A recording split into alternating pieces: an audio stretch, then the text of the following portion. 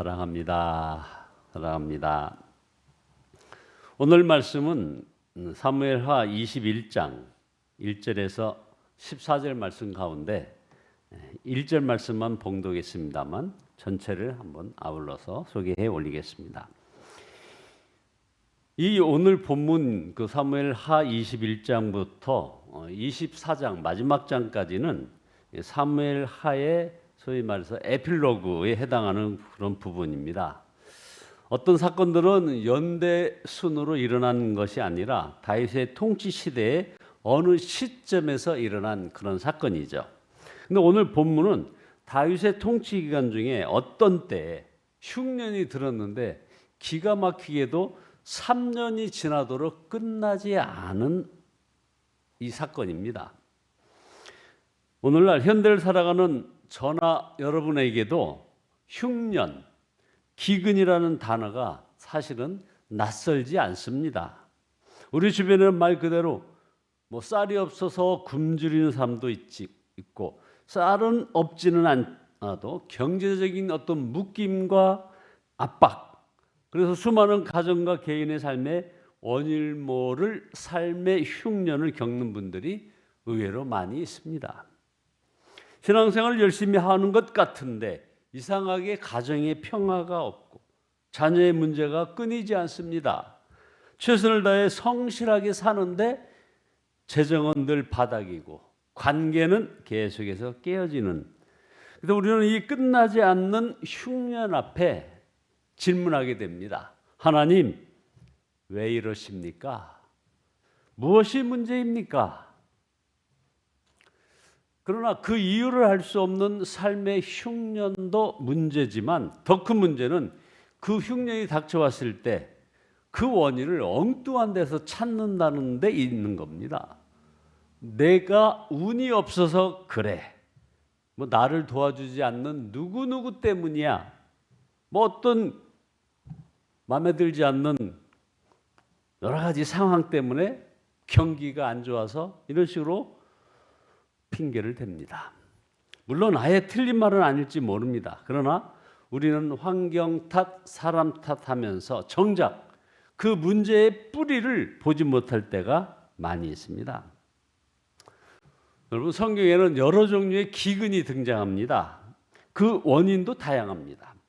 예를 들어 아브라함과 이삭의 때에 닥쳤던 아주 무서운 흉년, 그것은 하나님의 더 큰 구원의 계획을 위한 섭리적 이동의 배경이 되었습니다. 요셉 시대의 7년 대기근을 우리는 압니다. 그건 전 세계적인 대재앙이었지만 동시에 하나님의 백성을 구원하시려는 놀라운 섭리의 도구가 되었습니다. 룻기에도 흉년이 나오죠.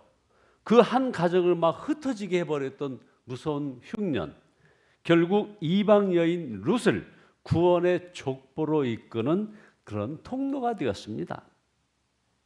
그러나 성경 때때로 흉년이 어떤 단순한 자연현상이나 섭리의 도구를 넘어 인간의 통제를 벗어난 더 깊은 영적인 문제, 곧 하나님의 심판과 징계의 표시일 수 있음을 분명히 보여줍니다. 가령 열왕기상 17장에 보면 선지자 엘리야 시대에 3년 반 동안 비가 내리지 않았던 것은 바로 그 이스라엘 백성들의 우상 숭배에 대한, 이스라엘 백성이라보다 더 정확하게 말하면 이스라엘 지배층의 그 우상 숭배에 대한 하나님의 심판이었습니다. 그렇다면 혹시 오늘 우리가 겪는 이 끝나지 않는 삶의 흉년의 뿌리가 우리가 알지 못하는 혹은 어떤 잃어버렸던 영적인 문제에 있는 것은 아닐까요? 오늘 본문 사무엘하 21장은 바로 그런 우리 삶의 흉년의 영적인 원인과 뿌리를 분명하게 보여주고 있습니다. 그러기에 3년간의 흉년과 기근은 결코 우연이 아니었다는 겁니다. 레위기와 신명기에 기록된 대로 이것은 하나님의 언약 백성이 그분의 법도를 떠났을 때 임하는 저주의 명백한 징후였습니다. 레위기 26장에 보면 너희가 내가 하는 말을 듣지 않고 이 모든 명령을 지키지 않거나 내가 정하여 준 규례를 지키지 않고 내가 세워준 법도를 싫어하여 나의 모든 계명을 그대로 실천하지 않고 내가 세운 언약을 어기면 하면서 그 다음에 나오는 재앙이 나옵니다. 너희가 씨를 뿌려도 너희 원수들이 와서 먹어버릴 것이고 너희가 아무리 힘을 써도 너희 땅은 소출을 내지 못할 것이며 땅에 심은 나무도 열매를 맺지 못할 것이니. 자, 결국 이 오랜 흉년의 진짜 원인은 다른 환경에 있는 것이 아니라 바로 영적인 문제였다는 겁니다. 다윗은 이 흉년이 자신의 통제 밖에 있는 영적인 문제임을 이제 직감을 합니다. 얼마나 영적인 그런 감이 탁월했던지 그걸 직감한 그 다윗은 하나님께 원인을 묻습니다. 사무엘하 21장 1절에 다윗이 주님 앞에 나아가서 그 곡절을 물으니, 그러니까 3년 연속된 흉년에 대한 곡절을 물었다는 겁니다. 기도했다는 거죠. 주님께서 대답하시기를 사울과 그 집안의 기브온 사람을 죽여 살인죄를 지은 탓이다라고 응답을 받습니다. 자, 다윗처럼 흉년이 왔을 때 주님께 물어야 합니다. 기도하며 말씀을 통해 성령을 통해 분별해야 하는 것입니다. 기근의 원인은 이미 죽은 선왕 그 사울이 과거에 저질렀던 죄, 심지어 이스라엘 백성 대부분이 잊고 있었을지 모르는 그런 죄 때문이었다는 겁니다. 다시 말하면 잊힌 죄, 잊혀진 죄, 청산되지 않은 과거의 불의가 현재의 발목을 붙잡고 공동체 전체에 흉년이라고 하는 기근을 가져온 것입니다. 이 기브온 사람이 누굽니까? 그들은 여호수아 시대에 이스라엘과 평화조약을 맺은 그 7족속 중에 하나입니다. 이스라엘 공동체의 일원으로 이제 살아가던 그런 가나안 족속이었습니다. 당시 여호수아와 이스라엘은 하나님의 이름으로, 이게 중요합니다. 하나님의 이름으로 그들의 생명을 보장하겠다고 서로 맹세를 했습니다. 그런데 세월이 지난 후에 사울왕이 이스라엘 민족을 위한 잘못된 열심, 이걸 명분 안에서 그 거룩한 언약을 깨고 가나안 족속을 그냥 다 학살을 해버렸습니다. 문제는 그것이 하나님과의 언약을 깨는 일이었다는 것입니다.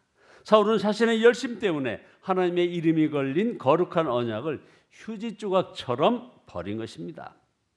여러분, 언약을 깨는 죄는 이처럼 치명적입니다. 하나님의 신실하심을 모독하는 행위이기 때문입니다. 자, 이것을 오늘 우리에게도 동일하게 적용해 보는 겁니다. 우리도 하나님 앞에서 숱한 언약을 맺으며 살지 않았습니까? 자, 첫 번째 봅시다. 혼인서약입니다. 우리는 하나님과 사람 앞에서 죽음이 우리를 갈라놓을 때까지 사랑하고 신실하겠다고 맹세합니다. 이것은 인간 사이의 약속 이전에 하나님과 맺은 거룩한 언약입니다. 그러나 얼마나 많은 이들이 배우자를 속이고 이 맹세를 잊힌 죄로 만들고 있습니까? 둘째, 신앙 고백입니다. 우리는 세례를 받고 직분을 받을 때 주님만 따르며 교회를 섬기겠습니다라고 고백합니다. 그러나 어느새 그 약속은 잊어버리고 세상 가치와 우상을 따르며 살아가지 않습니까? 세 번째, 하나님과 개인적인 서원입니다. 삶의 흉년 속에서 하나님, 이 위기만 넘겨주시면 제 삶을 주님께 드리겠습니다라고 눈물로 기도했지만 흉년이 지나가자 그 약속을 까맣게 잃어버린 적은 없으십니까? 자, 여기서 우리의 삶의 흉년이 그냥 일어나지 않는다는 것입니다. 하나님은 바로 이 잊힌 죄, 언약 파기의 죄를 기억하고 계셨던 겁니다. 시간은 죄를 잊게 할지 모르지만 하나님의 공의는 결코 죄를 잊지 않습니다. 이스라엘 공동체는 이 문제를 덮어준 채 새로운 시대를 미래로 나갈 수 없었습니다. 땅은 피로 더러워졌고 하나님의 축복은 멈춰버렸습니다. 이것이 이스라엘이 마주한 끔찍한 영적 현실이었습니다. 자, 이런 하나님의 진단을 들은 다윗은 기브온 사람들을 불러가지고 속죄의 방법을 물었고 그들은 사울의 자손 7명을 요구하는 그런 무서운 대가를 요구합니다. 결국 요나단과 언약을 기억하면서 무비보셋은 넘겨주지 않고 사울의 2 아들과 5 손자를 내어줘 버렸습니다. 정말 안타까운 장면이죠. 어떻게 할아버지의 죄 때문에 아들과 손자가 죽어야 하는 겁니까? 7명의 손자 후손들은 도대체 무슨 죄를 지었습니까? 그들의 죄를 굳이 꼽으라면 나쁜 아버지와 할아버지를 두었다는 것 정도일까요? 그것은 문자 그대로의 소출이 없는 흉년보다 더 끔찍한 한 가문이 겪는 인간 흉년의 비극입니다. 이 비극은 우리는 십계명의 무서운 경고를 떠오르게 하는 거죠. 너희는 그들에게 절하거나 그것을 섬기지 못한다. 나 주 너희 하나님은 질투하는 하나님이라고 하는 그 십계명에 나오는 이 하나님의 말씀. 나를 미워하는 사람에게는 그 죄값을 본인뿐만 아니라 3, 4대 자손에게까지 벌을 내린다고 하신 이 조상들의 죄가 자녀들에게까지 내려온다는 거 아닙니까? 십계명에 나오는 출애굽기 20장 본문에 의하면 이건 분명 성경은 그렇다고 말합니다. 조상의 죄가 자녀들에게까지 내려온다는 겁니다. 죄는 그저 한 세대에 끝나지 않습니다. 그것은 다음 세대에 정말 끔찍한 영향력을 행사하는 겁니다. 이것은 오늘날 여러 가지 데이터를 보게 되면 아주 여실히 나타납니다. 비행 청소년들의 그 60%에서 80% 이상이 부모들의 어떤 약물이나 알코올 중독과 연관이 있다는 통계가 그것을 보여줍니다.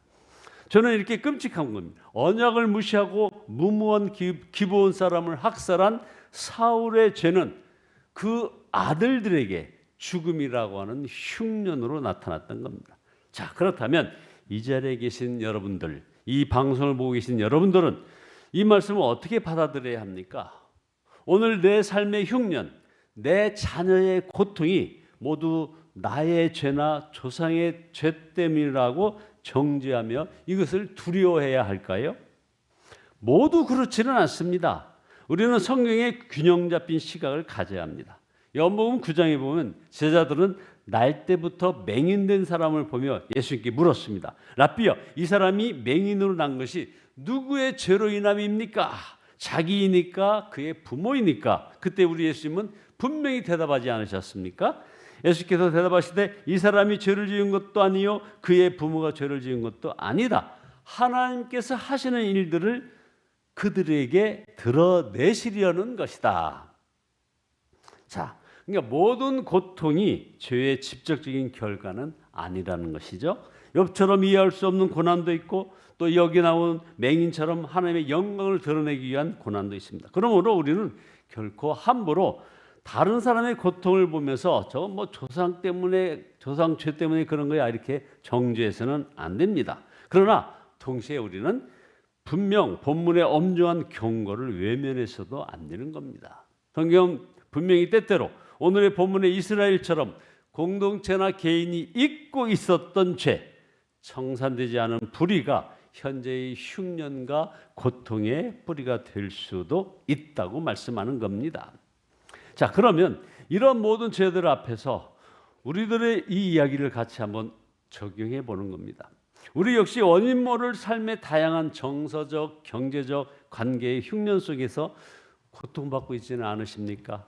조상의 죄가 3세대까지 이른다는 출애굽의 말씀이 오늘 나에게 임한 어떤 징계의 고리처럼 느껴져서 두려워하지는 않습니까? 오늘 우리 역시 결혼할 때 혼인서약을 깨고 세례받을 때의 언약을 깬 자들이 아닌가 하는 겁니다. 그렇게 하나님의 징계 아래 놓여 있는 것은 아닌가? 이 깨어진 세상에서 인생의 흉년을 당할 수밖에 없는 자들은 아닌가? 그렇다면 어떻게 합니까? 이 징계의 고리를 끊어야 합니다. 이걸 어떻게 끊을 수 있겠습니까? 오직 그리스도의 십자가뿐입니다. 십자가는 조상의 모든 저주를 끝내는 완벽한 속죄입니다. 분명히 7명은 아까 속죄 제물로 내준 그 사울의 후손 7명은 불완전한 속죄 제물이었습니다. 그들의 피는 흉년과 저주를 멈추지 못했습니다. 그러나 복음은 우리에게 완전한 해답을 주십니다. 갈라디아서 3장 13절에 예수께서 우리를 위하여 저주를 받은 사람들이 되심으로 우리를 율법의 저주 아래서 속량해 주셨다고 말씀하고 있습니다. 기록된 바 나무에 달린 자는 모든 저주를 받은 자니라 하였기 때문입니다. 그러므로 누구든지 그리스도 안에 있으면 더 이상 정죄받거나 저주받는 자가 아닌 것입니다. 이제는 그리스도 안에 있으면 누구든지 저주가 아니라 복을 받은 자이며 성령이 함께하는 자인 것입니다. 바로 이런 은혜 가운데서 우리는 우리 앞에 놓여 있는 어떤 여러 가지 문제들 앞에서 이제 선택을 해야 됩니다. 우리의 선택은 우리의 자신에게 달려있는데 그것은 바로 내가 회개하고 내가 매인 것을 풀어야 하는 것입니다. 여러분, 오늘 내 삶의 흉년의 뿌리가 어디에 있습니까? 오늘 주님은 그 모든 저주를 십자가에서 끝내셨다고 선포하십니다. 그 십자가의 완전한 속죄를 믿음으로 붙드시기 바랍니다. 더 이상 조상의 탓, 환경 탓하면서 절망의 바위에 앉아있지 마시기 바랍니다. 예수 그리스도라고 하는 생명의 반석 위에 서 계시기 바랍니다. 그때 우리의 흉년은 그치고 하나님의 풍성한 은혜의 단비가 우리와 우리 자녀들을 위해 천대까지 임하게 될 것이고 다윗의 용사들처럼 믿음으로 거인들과 이 흉년이라고 하는 거인과 싸워 이기게 될 것입니다. 이러한 승리가 저와 여러분의 삶에 가득하기를 예수 그리스도의 이름으로 축원드립니다.